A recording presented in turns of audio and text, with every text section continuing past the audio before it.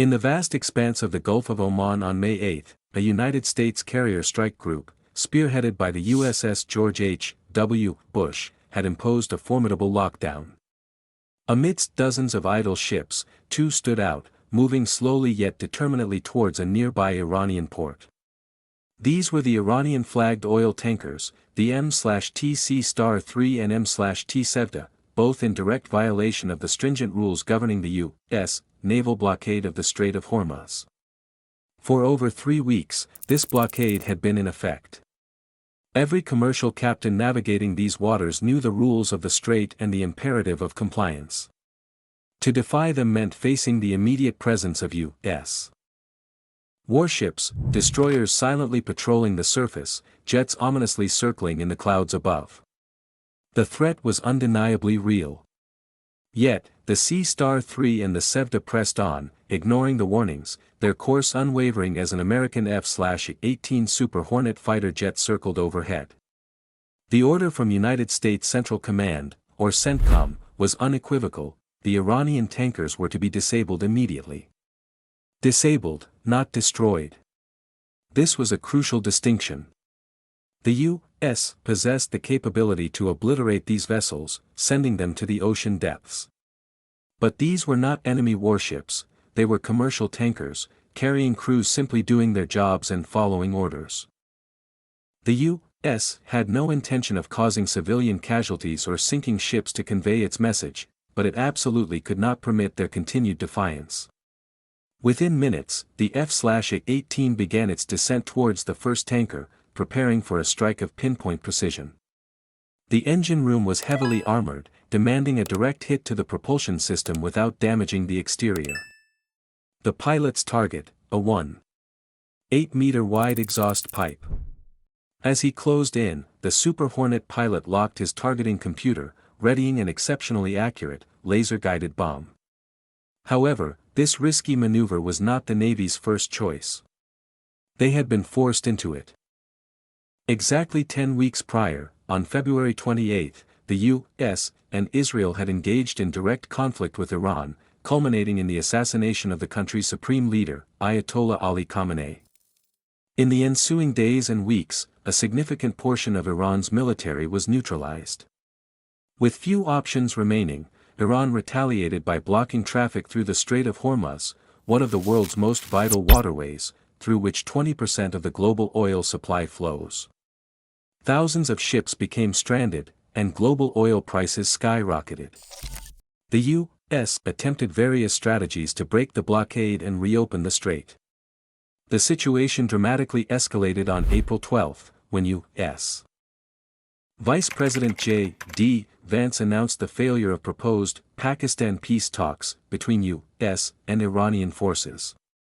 No agreement had been reached, and Vance declared this bad news for Iran much more than it's bad news for the U.S. Later that same day, President Donald Trump elaborated on the bad news, announcing that U.S. forces were officially seizing control of the Strait of Hormuz. He added that the U.S. would begin destroying mines Iran had laid in the strait. A day later, his plan was enacted, with CENTCOM explicitly stating that any ships entering or leaving Iranian ports or coastal areas would be stopped, while all other vessels were free to resume their travels to and from non-Iranian ports in the area. Establishing a blockade in such a narrow, yet hugely influential and fiercely contested waterway, was an immense undertaking. The U.S. spared no expense, deploying thousands of troops, hundreds of aircraft, and over a dozen large warships. Such a display of force should have instilled fear in any captain or commander contemplating defiance. Yet, it wasn't long before the first acts of resistance emerged. Despite the immense complexity of its establishment, the practical enforcement of the Strait of Hormuz blockade was straightforward. The U.S. utilized its aircraft and naval fleet to monitor the waterways for any vessels violating the rules. Upon detection, a warning was issued. Logically, compliance would follow, preventing further action. Initially, this worked. U.S. forces intercepted and diverted dozens of vessels, stemming the flow of tens of millions of barrels of Iranian oil. But on April 19, just a week after President Trump's announcement, the blockade faced its first major test.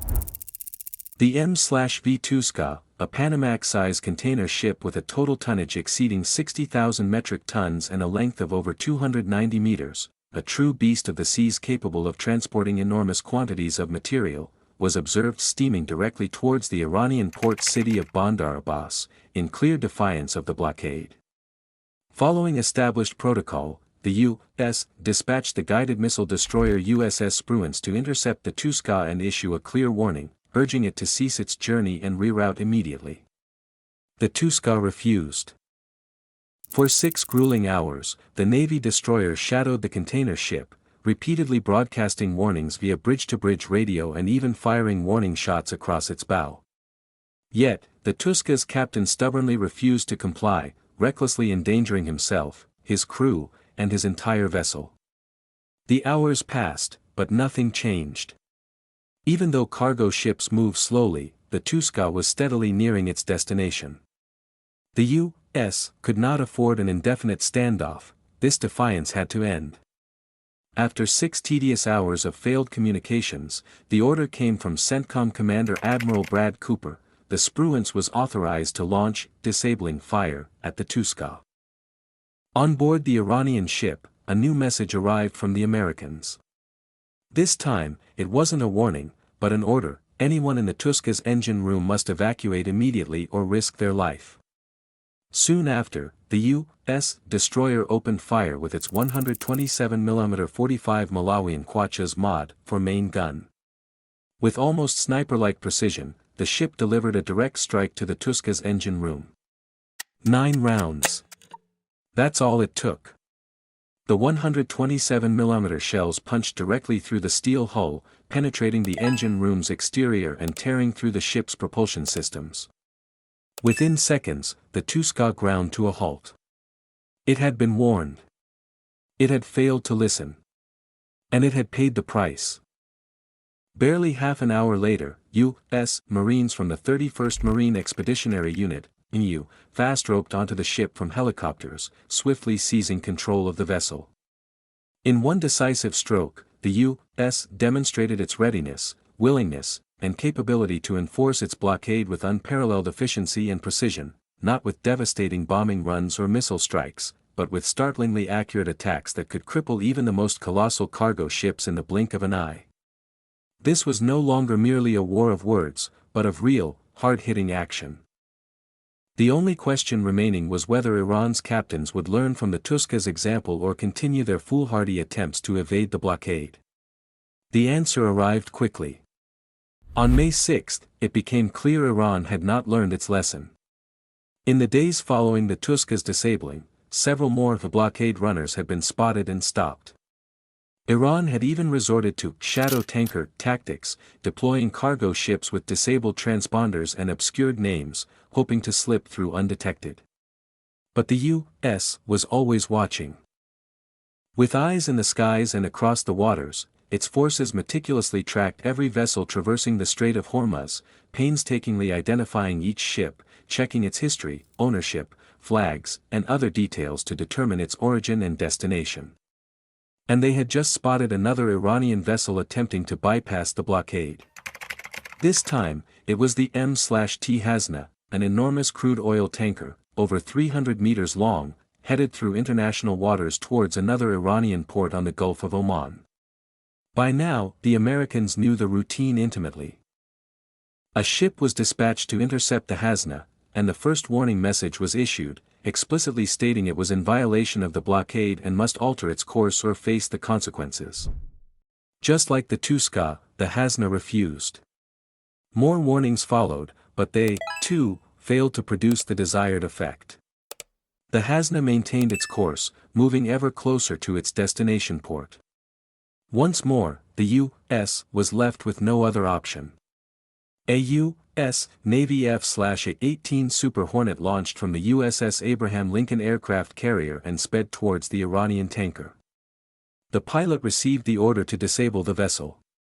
But unlike the Tuska, he did not target the engine room. Instead, he aimed for an even smaller target, the rudder, situated just behind the tanker's propeller. Executing such a shot demanded extraordinary skill, a testament to the U.S. military's highly trained pilots. Approaching at the perfect angle, lining up his shot precisely, the pilot pressed the trigger of his Super Hornet's M61A2 Vulcan 20mm cannon, firing several rounds directly into the rudder, disabling it instantaneously. The Hasna did not lose power, its engine and most critical components remained intact and untouched, and its captain and crew were unharmed. But with its rudder useless, the ship was disabled. Destroying a rudder on a 300-meter tanker, however, created a massive drifting hazard. Without guidance, the tanker became an enormous, unguided missile, threatening to drift dangerously into surrounding commercial traffic or run aground. CENTCOM needed a way to incapacitate a ship from the inside out, forcing it to drop anchor precisely where it stood. Which brings us back to May 8. The M/TC-3 and M/T-Sevda continued their course through the Gulf of Oman, closing in on a nearby Iranian port. High above, traveling at hundreds of kilometers per hour, the F/A-18 Super Hornet drew nearer, preparing to launch another astonishing precision strike. Not on the rudder, nor in the engine room, but directly into the smokestack. These towering structures protrude from the top of vessels, and a direct line of sight down their shafts reveals the engines below. The stack is essentially a massive, vertical exhaust pipe. Dropping a bomb into that pipe would allow it to fall directly to the engines, obliterating vital internal components like exhaust valves and cylinders, without making a single dent in the ship's hull. Modern maritime engines are incredibly sensitive to sudden pressure changes, and such an impact would instantly trigger the vessel's emergency stop protocols, bringing the ship to a dramatic halt. To execute a strike of this nature, an ordinary bomb wouldn't suffice.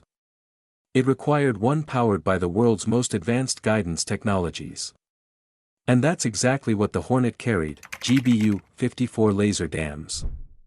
Originally, these were dumb, 227-kilogram bombs, devoid of guidance systems, meaning pilots had to time their drops perfectly for even a faint hope of hitting a target. However, with the addition of the Joint Direct Attack Munition Kit, these dumb bombs transformed into missile-like projectiles, utilizing GPS and inertial navigation systems to strike targets with near-perfect accuracy and minimal margins of error. The further enhancement of laser guidance boosted their accuracy, allowing them to reliably strike moving targets. Lining up the shot, the Super Hornet pilot pressed the button. The bomb was released, and the GBU's internal navigation systems took over, guiding the explosive towards its target. If the bomb missed by even a matter of centimeters, it could strike the ship's superstructure or deck, potentially causing hundreds of casualties. But that did not happen. The bomb went precisely where it was intended, straight into the smokestack. The blast wave, confined by the steel pipe, had nowhere to go but down. 227 kilograms of explosives detonated inside a marine diesel engine the size of a 3-story building. Shrapnel shredded the turbochargers, steel drive shafts seized, the main engines choked, the propeller stopped, and the ship went dark. Only minutes after the first Iranian vessel was disabled, the second suffered the exact same fate. Once more, a laser-guided weapon was dispatched from a Super Hornet, honing in on its target, the smokestack, and speeding right inside the opening, neutralizing the ship's propulsion systems from the inside. Minutes earlier, these two ships had been sailing slowly but inexorably towards their destination, in flagrant violation of the American blockade. Now, plumes of smoke billowed from them as their engines failed and their crews rushed to the lifeboats. Both vessels were dead in the water, but crucially, they remained afloat. This meant no unnecessary loss of life, no humanitarian crises, no massive oil spills or ecological disasters. And that is the essence of the smokestack strike. It wasn't simply a display of the U.S. Navy's precision weapons or pilot training. It was the ultimate expression of maritime blockade enforcement, a perfectly precise and instantly debilitating strike that could bring oil tankers and cargo ships to their knees without bloodshed or brutality. As of mid-May 2026, CENTCOM reported that the blockade's interceptions and precision strikes had prevented over 70 tankers from entering or leaving Iranian ports. These ships possessed the capacity to transport more than 166 million barrels of oil, valued at an estimated $13 billion. The U.S. Navy had paralyzed that fleet using $60 million fighter jets. But what if you don't have a navy? When Vladimir Putin hit his $8 billion shadow fleet, Ukraine didn't use jets. They used a $20,000 toy. Discover exactly how they pulled it off in the video linked here.